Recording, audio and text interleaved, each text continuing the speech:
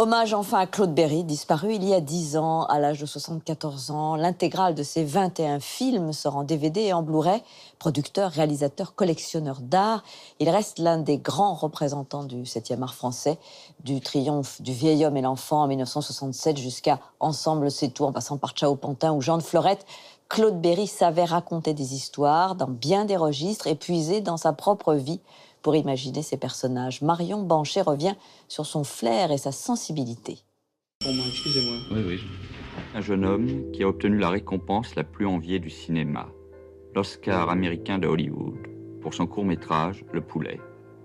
Ce jeune Français s'appelle Claude Berry. Il habite chez ses parents. En 1966, Claude Berry a tout juste 30 ans et c'est un début de carrière remarquable pour celui qui s'apprête à devenir le dernier nabab du cinéma français. Regarde-le avant de te baisser comme ça, regarde-le, comme si t'allais le tuer. 46 ans de carrière, 21 films réalisés et 47 millions d'entrées au total.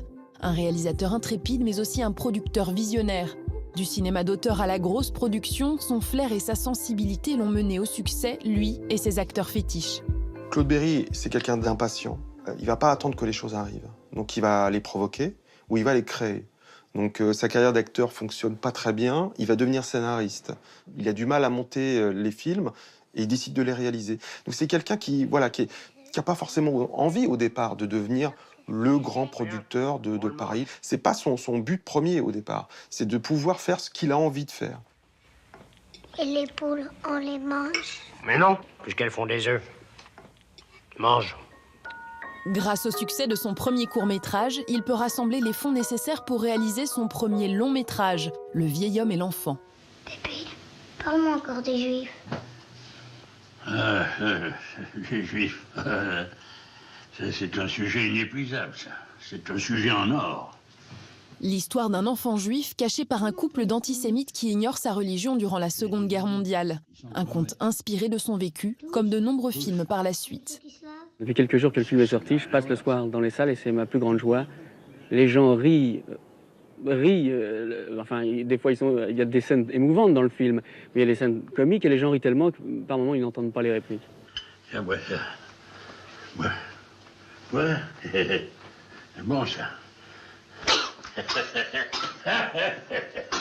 C'est quelqu'un qui aime être surpris. On lui jette par hasard le roman de Ciao Pantin alors qu'il part en tournage en Tunisie. Tiens, lis ça, il y a peut-être un rôle pour Coluche. Et ça se déclenche et le film se fait très rapidement, alors que 6 mois avant, il ne connaissait pas le roman. Il a beaucoup fonctionné comme ça, en fait. T'as quel âge? Non, mais vous n'allez pas me poser des questions toute la nuit comme ça, non? Ah ben j'arrête, hein, si ça t'emmerde. Je parle plus à personne depuis 5 ans. Je peux continuer, hein. Pour la première fois, Claude Berry fait sortir Coluche de son registre comique et lui offre un César. Je peux m'asseoir? Il va aussi, évidemment, lancer la carrière qui était déjà intéressante au niveau de la comédie, mais de Daniel Auteuil. Jean de Florette et Maman des Sources vont être un tremplin énorme. Oh, papé, faut que je t'embrasse. Arrête tes couillonnades, c'est pas le moment. Allez, va vite. Tiens, Galinette. Tiens, porte-lui ces 2 bouteilles de vin nouveau. Pour un malade, il n'y a rien de mieux. Allez, cours. Oui, papé.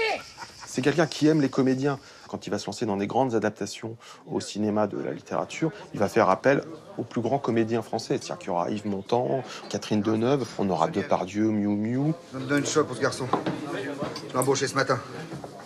As-tu une de tes 2 chambres libres? Peux-tu lui faire crédit d'une quinzaine? Lorsqu'il réalise Germinal, Claude Berry a 61 ans. C'est l'heure pour lui de rendre hommage à son père et ses convictions communistes. À l'époque, c'est le film le plus cher de l'histoire du cinéma français, 25 millions, mais ça, il peut désormais se le permettre. On l'appelle évidemment le dernier nabab du cinéma français. C'est le dernier producteur qui a un pouvoir immense et qui met en chantier des films qu'il a envie de voir. Il n'y a pas de problème d'apport de télévision et de coproduction. Il peut monter les films qu'il a envie de voir. Et il n'hésite pas à donner leur chance à des réalisateurs novices comme Yvan Attal, qui se souvient encore du visionnage de son premier film « Ma femme est une actrice ». J'arrive dans son bureau, il sort des chiottes, il remonte sa braguette, il me regarde et me dit « ça va pas, ça va pas du tout ». Et là, il me pointe un moment du film et il me dit le moment où tu croises Charlotte sur le trottoir c'est long, moi je te dis, il faut que tu retournes, il faut que tu voles, quand tu la vois partir en taxi, il faut que tu voles la voiture de la fille avec qui t'es que t'embrassais sur le trottoir, Ludivine Sagnier, que tu lui voles sa Twingo et qu'il faut qu'il y ait une course-poursuite dans les rues de Paris entre le taxi et ta Twingo. Et je lui disais, mais Claude, je ne veux pas retourner une poursuite de voiture, c'est pas le film. Il me regardait, il me dit, qui c'est qui paye ? Il comptabilisera 740 000 entrées, un succès, mais certains paris de Berry se soldent parfois par une déception.